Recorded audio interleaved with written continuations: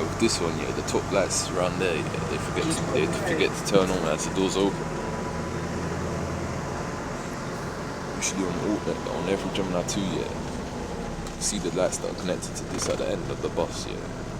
Them lights there will turn on as the doors open, but this one they don't.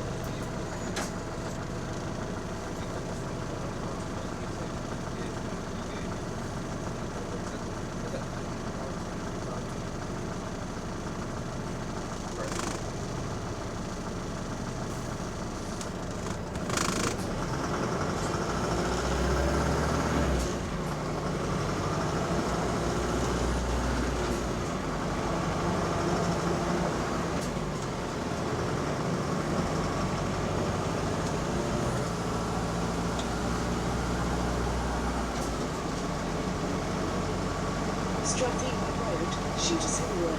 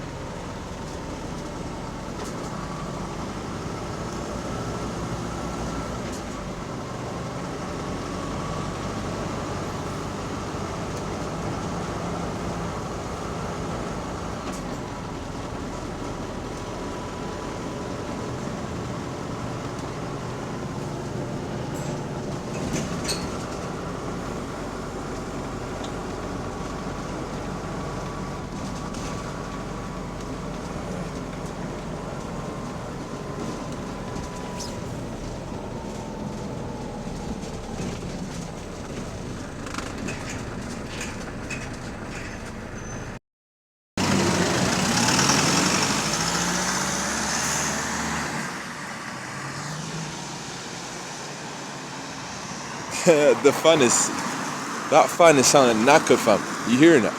I'm not sure if you heard that correctly, yeah, but the fan keeps turning on and off, bro.